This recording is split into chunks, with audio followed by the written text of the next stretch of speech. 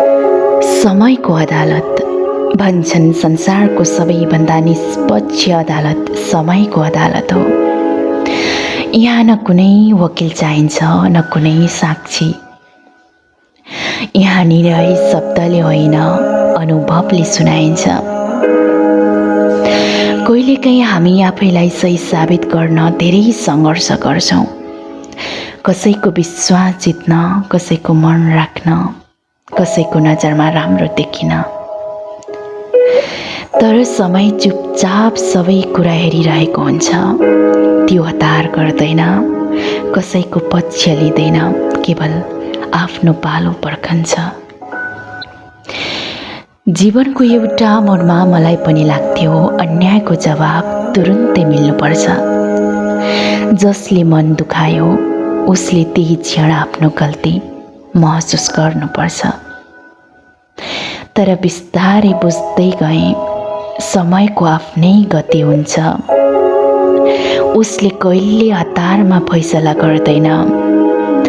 आज जुन कुराले हामीलाई रुवाइरहेको हुन्छ केही वर्षपछि त्यही घटना एउटा पाठ बनेर उभिरहेको हुन्छ। जुन मानिसलाई गुमाउँदा संसार नै रित्तिए जस्तो लाग्थ्यो एक दिन उसकै सम्झनाले मुस्कुराउन सिकाउँछ। जुन हारलाई अन्तिम ठानेका थियौँ कहिलेकाहीँ त्यही हार नयाँ जीवनको सुरुवात बनेको हुन्छ। समयको अदालतमा झुट धेरै दिन टिक्दैन। देखावटी अनुहारहरू एक दिन आफै उत्रिन्छन्।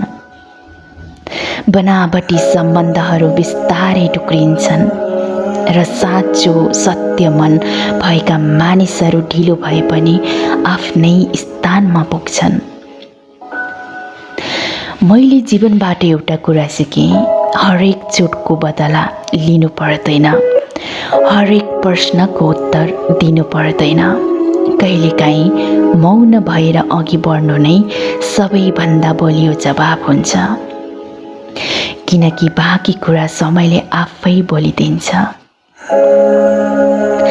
आज म कसैसँग गुनासो गर्दिनँ, न कसैलाई दोष दिन मन लाग्छ, किनकि जसले जी रोपेको छ उसले एक दिन त्यही फल पाउनेछ।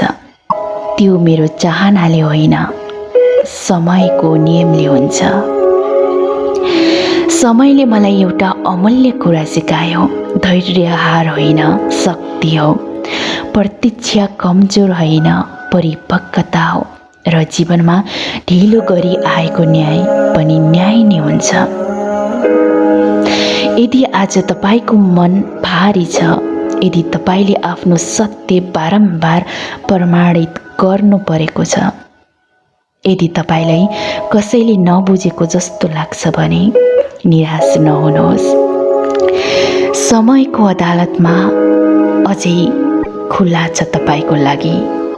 त्यहाँ न कुनै झुटको शक्ति चल्छ, न कुनै अहङ्कारको। त्यहाँ केवल सत्य उभिन्छ र सत्यमा जित कसैको आवाजले होइन उसको कर्मले निर्धारण गर्छ। त्यसैले जीवनलाई इमानदारीसँग बाँचिरहनुहोस्। बाँकी फैसला समयले आफै सुनाउनेछ।